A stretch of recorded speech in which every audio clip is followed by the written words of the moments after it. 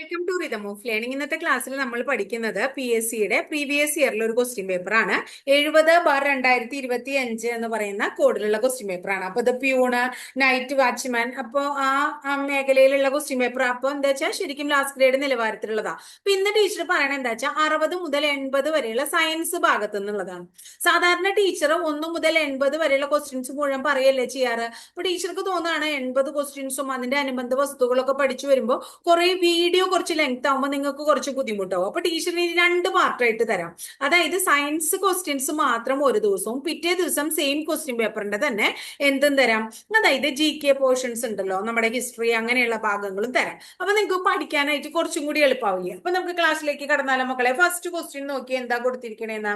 അതായത് കോൺവെക്സ് ദർപ്പണവുമായി ബന്ധപ്പെട്ട് താഴെ തന്നിരിക്കുന്ന പ്രസ്താവനകളിൽ ശരിയായത് തെരഞ്ഞെടുക്കുക എന്നാണ് പറഞ്ഞിരിക്കുന്നത്. എന്താണ് കോൺവെക്സ് ദർപ്പണവുമായി ബന്ധപ്പെട്ട് താഴെ തന്നിരിക്കുന്ന പ്രസ്താവനകളിൽ എന്താണ് ശരി എന്നാണ്. അപ്പൊ ആദ്യം തന്നെ ടീച്ചർ പറഞ്ഞു നമ്മൾ ശ്രദ്ധിക്കേണ്ടത് എന്താണ് ചോദിച്ചേക്കണെന്ന് മനസ്സിലാക്കുക. അപ്പൊ ഇവിടെ എന്താണ് ശരിയായ പ്രസ്താവന ഏതാന്നാ ചോദിച്ചേക്കണേ. അപ്പൊ ശരിയായത് നമ്മൾ കണ്ടുപിടിക്കണം. ശരിയായത് ഏതാ നോക്കുക. അതായത് സംഭവം ഏതാണ്? കോൺവെക്സിനെ കുറിച്ചാണ് ചോദിക്കുന്നത്. അപ്പൊ കോൺവെക്സ് വാഹനങ്ങളിൽ റിയർ വ്യൂ മിററായി ഉപയോഗിക്കുന്നത് കോൺവെക്സ് ആണ്. വാഹനങ്ങളിൽ റിയർ വ്യൂ മിററായിട്ട് ഉപയോഗിക്കുന്നു. അടുത്തത് പ്രതിപതന തലം പുറത്തേക്ക് ഉന്തി നിൽക്കുന്ന ഗോളീയ ദർപ്പണമാണ് കോൺവെക്സ് ലെൻസ്. ഈ 2 കാര്യങ്ങളാണ് ശരി. 2ഉം 4ഉമാണ് ശരി.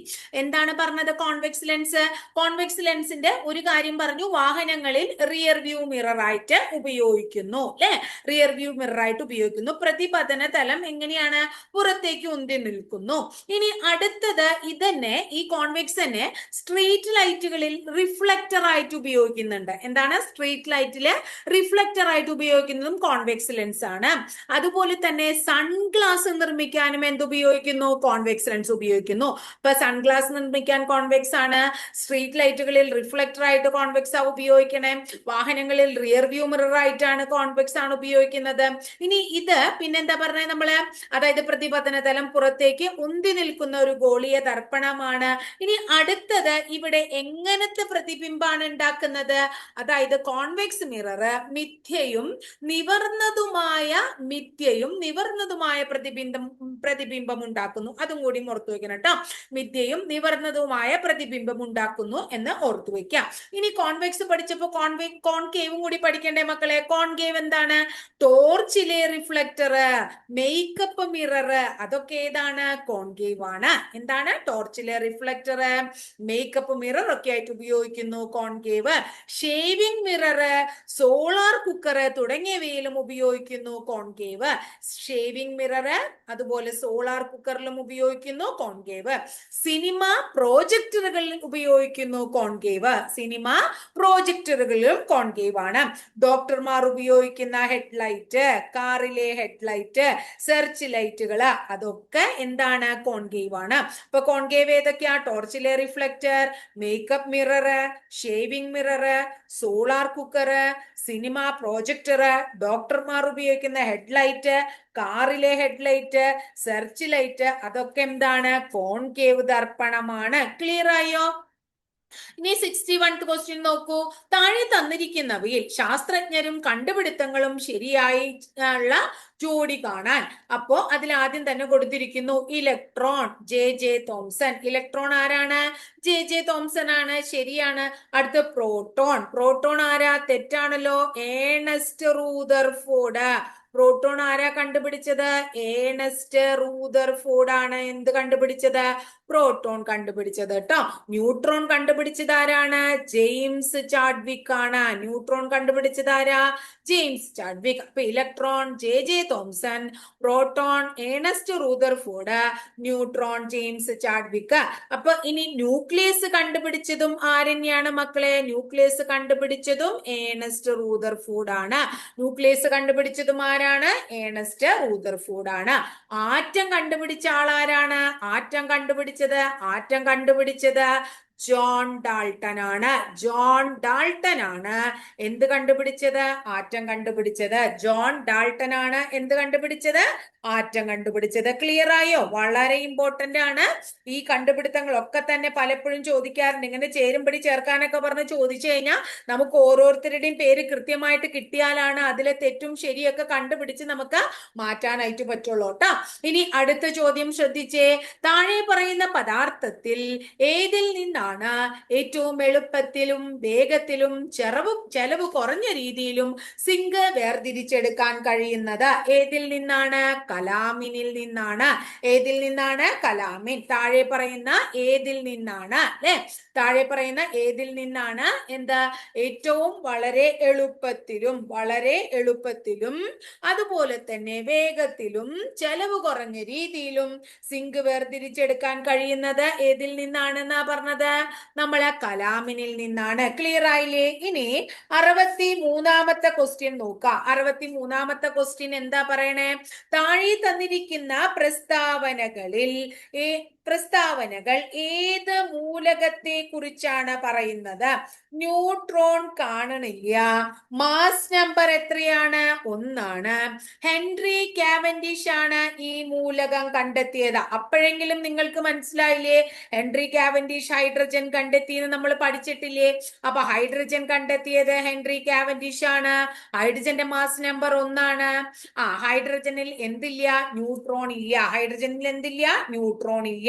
അപ്പൊ ഇതൊക്കെ തന്നെ എന്തിന്റെ പ്രത്യേകതകളാണ്? ഹൈഡ്രജന്റെ പ്രത്യേകതകളാണ് എന്ന് നമ്മൾ മനസ്സിലാക്കുക. അപ്പൊ ഹൈഡ്രജന്റെ പ്രത്യേകതകൾ ക്ലിയർ ആയില്ലേ?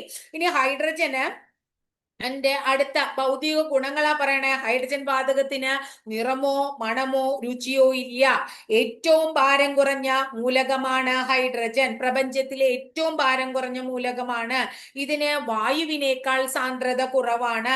ഹൈഡ്രജൻ ജലത്തിൽ ലയിക്കുന്നില്ല. കലോറി മൂല്യം ഉയർന്ന മൂലകമാണ്. കലോറി മൂല്യം വളരെയധികം കൂടുതലാണ്. സ്ഫോടന സാധ്യത അതുപോലെ തന്നെ വളരെ കൂടുതലാണ്.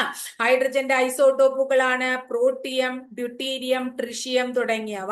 ഹൈഡ്രജന്റെ ഐസോട്ടോപ്പുകളാണ്, വളരെ ഇമ്പോർട്ടന്റ് ആണ്. Protium, deuterium, tritium. ഇനി എന്താണ്? സ്ഫോടന സാധ്യത അല്ലെ? സ്ഫോടന സാധ്യത കൂടുതലാണ്. ഓക്സിജനുമായി ചേർന്നാൽ എന്തുണ്ടാകുന്നു? ജലമുണ്ടാകുന്നു. കലോറി മൂല്യം കൂടുതലാണ്. ജലത്തിൽ ലയിക്കുന്നില്ല. വായുവിനേക്കാൾ സാന്ദ്രത കുറവാണ്. പ്രപഞ്ചത്തിലെ ഏറ്റവും ഭാരം കുറഞ്ഞ മൂലകാണ്. ഹൈഡ്രജൻ വാതകത്തിന് നിറമോ മണമോ രുചിയോ ഇല്ല. ഇത്രയും കാര്യം മനസ്സിലായില്ലേ മക്കളെ? 64ാമത്തെ ക്വസ്റ്റ്യനിലേക്ക് വന്നേ. താപപ്രേഷണവുമായി ബന്ധപ്പെട്ട് താഴെ തന്നിരിക്കുന്ന പ്രസ്താവനയിൽ ശരിയായത് ഏത്? അപ്പൊ എന്താണ്? താപപ്രേഷണം അല്ലെ?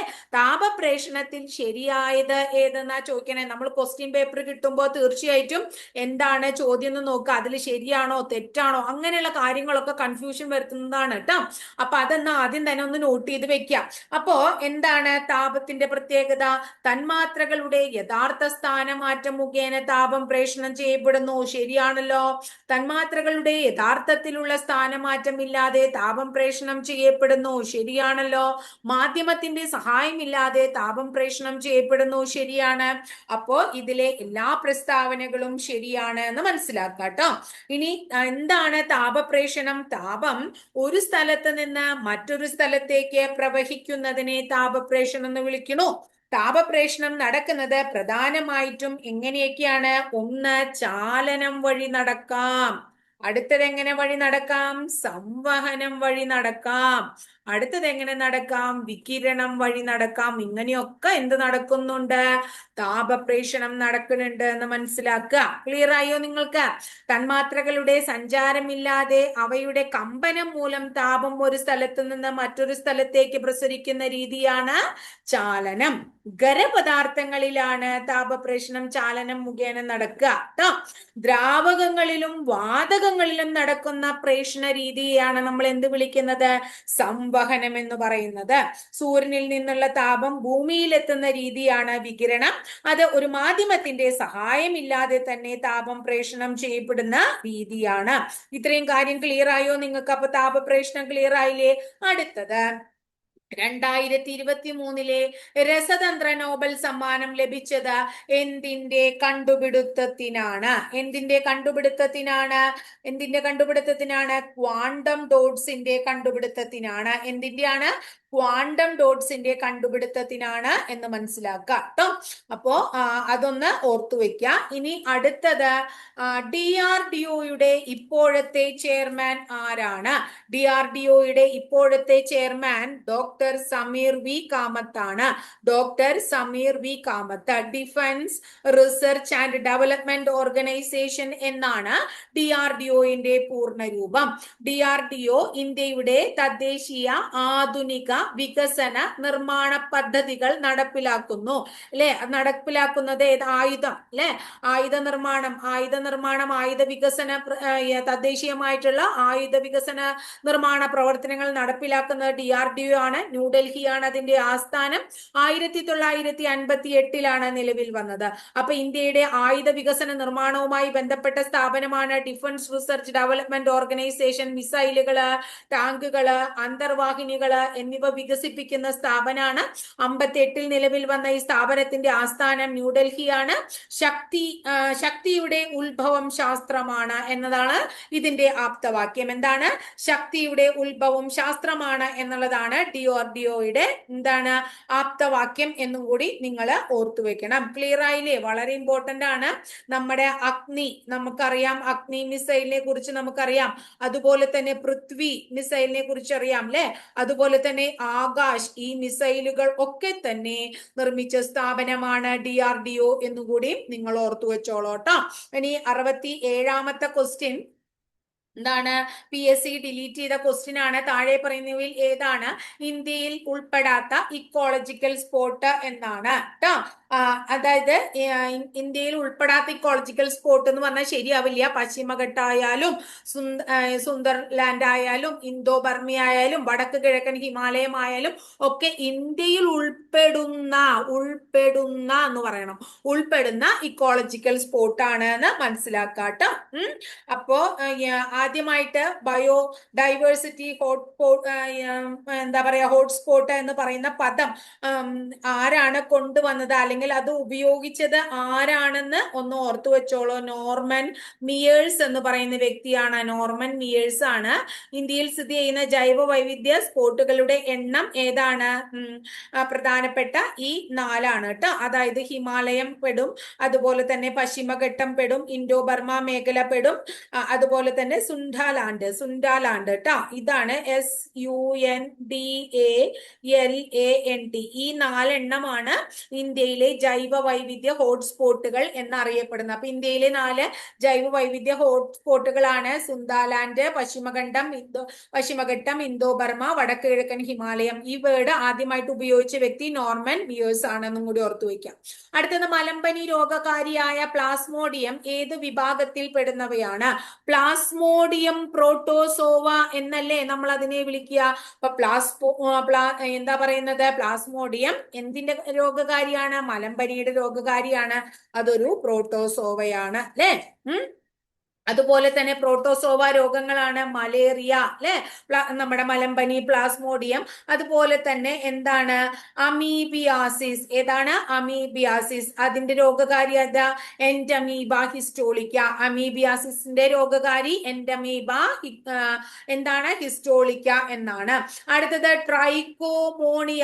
ട്രൈക്കോമോണിയാസിസ് എന്ന് പറയുന്ന രോഗത്തിന്റെ രോഗകാരി ആരാണ്? ട്രൈക്കോമോണസ് വജൈനാലിസിസ്. ട്രൈക്കോമോണസ് വജൈനാലിസിസ് ട്ടോ. അപ്പോ എന്താ പറയുന്നത്? അത് ആ ഓപ്ഷനിൽ തന്നെ ഉണ്ട് എന്നുള്ളത് കൊണ്ട് നമ്മളോട് ചോദിക്കാൻ സാധ്യത കുറവാണ്.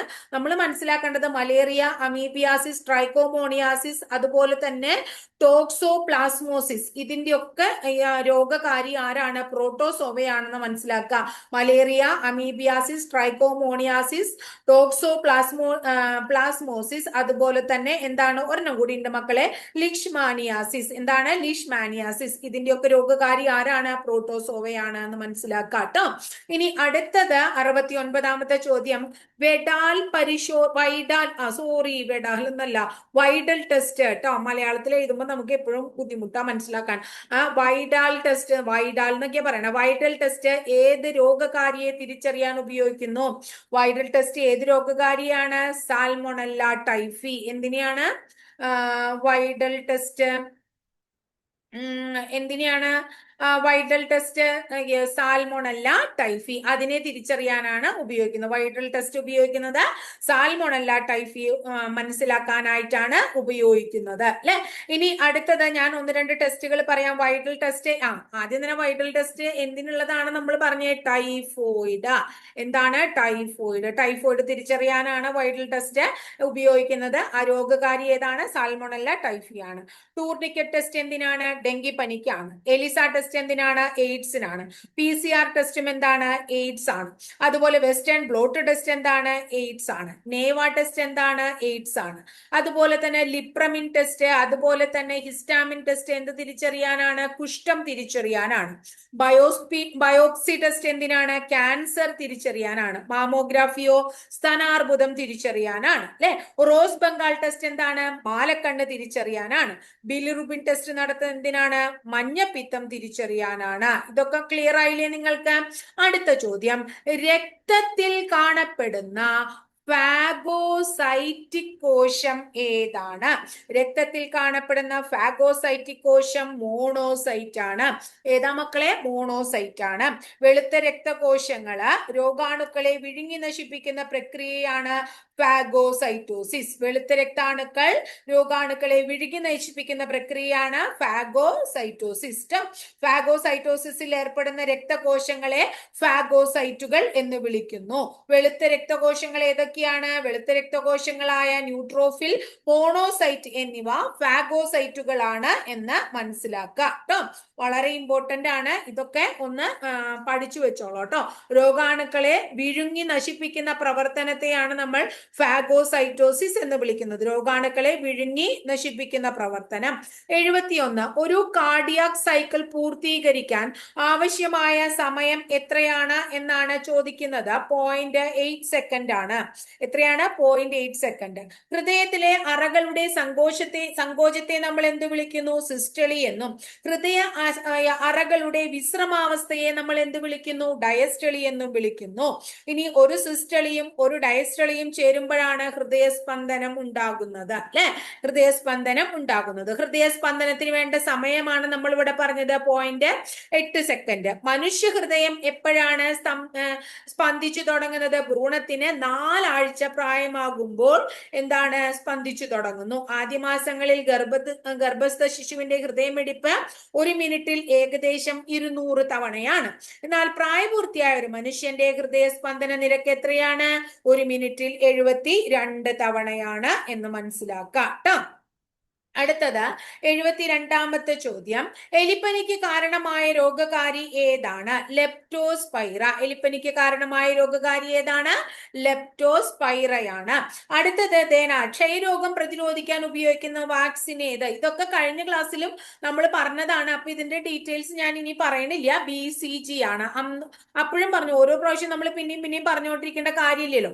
ഇനി അടുത്തത് 74ാമത്തെ ചോദ്യം. രക്തത്തിലെ കാൽസ്യത്തിന്റെ സാധാരണ അളവ് എത്ര? മിനിമം നമുക്ക് 9 മുതൽ 11 മില്ലിഗ്രാം വരെയാണ് കാൽസ്യത്തിന്റെ അളവ്. രക്തത്തിലെ കാൽസ്യത്തിന്റെ സാധാരണ തോത് കേട്ടോ. ഈ അളവ് നിയന്ത്രിക്കുന്നത് തൈറോയിഡ് ഗ്രന്ഥി ഉൽപ്പാദിപ്പിക്കുന്ന കാൽസിറ്റോണിനും തൈറോയിഡ് ഗ്രന്ഥിയുടെ പിൻഭാഗത്തായി സ്ഥിതി ചെയ്യുന്ന തൈറോയിഡ് ഗ്രന്ഥി ഉൽപ്പാദിപ്പിക്കുന്ന പാരാതൈർമോണും ചേർന്നാണ്. ക്ലിയർ ആയോ? അപ്പൊ രക്തത്തിലെ കാൽസ്യത്തിന്റെ അളവ് നിയന്ത്രിക്കുന്നത് തൈറോയിഡ് ഗ്രന്ഥി ഉൽപ്പാദിപ്പിക്കുന്ന കാൽസിറ്റോണിനും പാരാതൈറോയിഡ് ഗ്രന്ഥി ഉൽപ്പാദിപ്പിക്കുന്ന പാരാതൈർമോണും ചേർന്നാണ് എന്ന് ഓർത്തു വെക്കണം കേട്ടോ. മനുഷ്യ രക്തത്തിലെ ഗ്ലൂക്കോസിന്റെ സാധാരണ അളവ് എത്രയാണ്? 70 മുതൽ 110 വരെ അല്ലെ. 70 to 110 മില്ലിഗ്രാം പെർ 100 ml ആണ് എന്ന് മനസ്സിലാക്കുക. എന്നാൽ പ്രഭാത രാവിലത്തെ ഭക്ഷണത്തിന് മുമ്പുള്ള രക്തപരിശോധനയിൽ രക്തത്തിൽ ഗ്ലൂക്കോസിന്റെ തോത് എത്രയായാലാണ് പ്രമേഹം ഉണ്ട് എന്ന് പറയുന്നത്? 126 മില്ലിഗ്രാം പെർ 100 ml മുകളിലായാലാണ് എന്ന് ഓർക്കുക. അടുത്തത്, മസ്തിഷ്കത്തെ പൊതിഞ്ഞു കാണുന്ന സ്തരപാളി ഏതാണ്? മസ്തിഷ്കത്തെ പൊതിഞ്ഞു കാണുന്ന സ്തരപാളിയെ നമ്മൾ മെനിഞ്ചസ് എന്ന് വിളിക്കുന്നു. എന്താ വിളിക്കണേ? മെനിഞ്ചസ് എന്ന് വിളിക്കുന്നു. മസ്തിഷ്കത്തിലെ സ്തരപാളിയായ മെനിഞ്ചസിനുണ്ടാക്കുന്ന അണുബാധയ്ക്കാണ് നമ്മൾ എന്ത് വിളിക്കുന്നത്? മെനിഞ്ചൈറ്റിസ് എന്ന് വിളിക്കുന്നത്. എന്താണ്? മെനിഞ്ചൈറ്റിസ്. ഇവിടെ ഹൃദയത്തെ പൊതിഞ്ഞു കാണുന്ന ഇരട്ട സ്തരമാണ് കേട്ടോ പെരികാർഡിയം. അതുപോലെ വൃക്കയുടെ ഇളം നിറത്തിലുള്ള ബാഹ്യഭാഗമാണ് ഏത്? കോർട്ടെക്സ്. ശ്വാസകോശത്തെ പൊതിഞ്ഞു കാണപ്പെടുന്ന ഇരട്ട സ്തരമാണ് ഏത്? പ്ലൂറ. 4 ഓപ്ഷനാ ടീച്ചർ പറഞ്ഞു. മുറിവുണ്ടാകുമ്പോൾ രക്തം കട്ടപിടിക്കാൻ സഹായിക്കുന്ന ജീവകം ഏതാണ്? ജീവകം കെ ആണ്. ഏതാണ്? ജീവകം കെ ആണ് രക്തം കട്ടപിടിക്കാൻ സഹായിക്കുന്നത്. വളരെ ഇമ്പോർട്ടന്റ് ആയിട്ടുള്ള ഒരു ചോദ്യമാണ്. പലപ്പോഴും ജീവകങ്ങൾ നമ്മളോട് പരീക്ഷയ്ക്ക് ചോദിക്കാറുണ്ട്. ജീവകങ്ങളുമായി ബന്ധപ്പെട്ടിട്ടുള്ള ഡീറ്റെയിൽഡ് ആയിട്ടുള്ള ക്ലാസ് ടീച്ചർ അപ്ലോഡ് ചെയ്തിട്ടുണ്ട്. അത് നിങ്ങൾ കാണാത്ത കുട്ടികൾ എങ്ങനെയായാലും കണ്ടു നോക്കണം കേട്ടോ. അതായത് കണ്ണ്, ത്വക്ക്, മുടി എന്നിവയുടെ ആരോഗ്യത്തിന് ജീവകം എ, എല്ലുകള്, പല്ലുകള് എന്നിവയുടെ ആരോഗ്യം, കാൽസ്യം, ഫോസ്ഫറസ് എന്നിവ ആഗിരണം ചെയ്യാൻ വൈറ്റമിൻ ഡി, നാഡികളുടെയും ചുവന്ന രക്തകണുക്കളുടെയും ആരോഗ്യത്തിന് വൈറ്റമിൻ ഇ, മുറിവുണ്ടായാൽ രക്തം കട്ടപിടിക്കാൻ സഹായിക്കുന്നു വൈറ്റമിൻ കെ, ധാന്യകം, പ്രോട്ടീൻ എന്നിവ ശരീരത്തിൽ പ്രയോജനപ്പെടുത്താനും ചുവന്ന രക്താണുക്കളുടെ നിർമ്മാണത്തിനും ത്വക്കിന്റെ ആരോഗ്യത്തിനും ഹൃദയത്തിന്റെ ആരോഗ്യത്തിനൊക്കെ വൈറ്റമിൻ ബി, ത്വക്ക്, പല്ല്, മൂണ, രക്തകോശങ്ങൾ എന്നിവയുടെ ആരോഗ്യം, രോഗപ്രതിരോധ ശേഷി തുടങ്ങിയവയ്ക്ക് വൈറ്റമിൻ സി ഒക്കെ വളരെയധികം ആവശ്യമാണ് എന്ന് നമ്മൾ മനസ്സിലാക്കാം. അടുത്ത ചോദ്യം ഏതാണ്? പ്രമേഹം അല്ലെ. പ്രമേഹം ബാധിച്ച കുട്ടികൾക്ക് സൗജന്യ ചികിത്സ നൽകുന്നതിന് കേരള ആരോഗ്യ വകുപ്പ് രൂപീകരിച്ച പദ്ധതിയുടെ പേര് മിഠായി അല്ലെ. മിഠായി. ഏതാണ്? മിഠായി. അപ്പോ ഹൃദയം ഏതാണ്? 18 വയസ്സിന് താഴെയുള്ള ജന്മനാ ഹൃദയ വൈകല്യമുള്ള കുട്ടികൾക്ക് സൗജന്യ ചികിത്സ നൽകുന്ന ദേശീയ ആരോഗ്യ മിഷന്റെ പദ്ധതിയാണ് ഹൃദയം. അതോർത്തു വയ്ക്കുക. ഹൃദയം പദ്ധതി വളരെ പ്രധാനപ്പെട്ടതാണ്. ഇനി അടുത്തത് നമ്മൾ ഒരെണ്ണം പറയാൻ വിട്ടുപോയില്ലേ. 77ാമത്തെ ലോക പ്രകൃതി സംരക്ഷണ ദിനം എന്ന ജൂലൈ 28. ലോക പ്രകൃതി സംരക്ഷണ ദിനം എന്നാണ്? ജൂലൈ 28 എന്താണ്? ജൂലൈ 28. ജൂൺ 5 പരിസ്ഥിതി ദിനമാണെന്ന് അറിയാത്തവരില്ലല്ലോ. ജൂൺ 5 എന്താണ്? പരിസ്ഥിതി ദിനമാണ് അല്ലെ. മെയ് 22 എന്താണ്? ജൈവ വൈവിധ്യ ദിനമാണ്. ജൈവ വൈവിധ്യ ദിനമാണ് മെയ് 22. ഇനി അമീബിക് മെനിഞ്ചോ എൻസെഫലൈറ്റിസിന് കാരണമാകുന്ന രോഗകാരി ഏതാണെന്നറിയാമോ? നൈഗ്ലേരിയ ഫൗലേരി. എന്താണ്? നൈഗ്ലേരിയ ഫൗലേരി ആണ് അതിന് കാരണമാകുന്നത്. നൈഗ്ലേരിയ ഫൗലേരി എന്ന് പറയുന്നത് എന്താണ്? ഒരു അമീബയാണ്. അമീബയാണ് സാധാരണയായി കാണപ്പെടുന്നത് ചൂടുള്ള ശുദ്ധജലത്തിലോ നിശ്ചലമായി കെട്ടിക്കിടക്കുന്ന ജലത്തിലൊക്കെ ഈ അമീബയെ ധാരാളം കാണപ്പെടുന്നു. രോഗകാരിയുള്ള ജലത്തിൽ നിന്ന് അമീബ മൂക്കിലൂടെ തലച്ചോറിലേക്ക് കടക്കുമ്പോഴാണ് ഈ അണുബാധ പ്രധാനമായിട്ടും ഉണ്ടാകുന്നത്. അമീബിക് മസ്തിഷ്ക ജ്വരം അല്ലെ. വളരെ ഇമ്പോർട്ടന്റ് ആണ്. മൂക്കിനെയും മസ്തിഷ്കത്തെയും വേർതിരിക്കുന്ന നേർത്ത പാളിയിൽ അപൂർവമായി ഉണ്ടാകുന്ന സുഷിരങ്ങൾ വഴിയോ അമീബ തലച്ചോറിലേക്ക് കടക്കാനുള്ള സാധ്യതയുണ്ട് അല്ലെ. ഇനി അടുത്തത് എന്താണ്? ലോകത്തിൽ ആദ്യമായിട്ട് ഈ രോഗം റിപ്പോർട്ട് ചെയ്തത് ഓസ്ട്രേലിയയിലാണ്. അത് 1965 ഇന്ത്യയിൽ 1971 റിപ്പോർട്ട് ചെയ്തത്. ഇനി മംഗലാപുരത്ത് കർണാടകയിൽ 2002 റിപ്പോർട്ട് ചെയ്തു. കേരളത്തിൽ ആദ്യമായിട്ട് ഇത് റിപ്പോർട്ട് ചെയ്തത് 2016 ആലപ്പുഴ മുനിസിപ്പാലിറ്റി മേഖലയിലാണ് ഇത് റിപ്പോർട്ട് ചെയ്തത് കേട്ടോ. ഇനി ഈ അമീബയ്ക്ക് ഉപ്പുവെള്ളത്തിലൊന്നും കഴിയാൻ പറ്റില്ല എന്ന് ഓർത്തു വെക്കുക. വെള്ളം കുടിക്കുന്നതിലൂടെ ഈ അണുബാധ ഉണ്ടാവൂല. മനസ്സിലാവുണ്ടോ?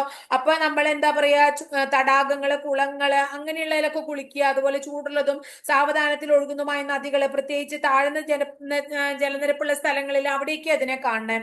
ഇനി ശുദ്ധീകരിക്കാത്ത കിണർ വെള്ളം ഉള്ളിടത്ത് കാണും. അതുപോലെ തന്നെ എന്താണ്, അക്വേറിയങ്ങളില്, വാട്ടർ തീം പാർക്കുകളിലൊക്കെ ഇത് കാണും.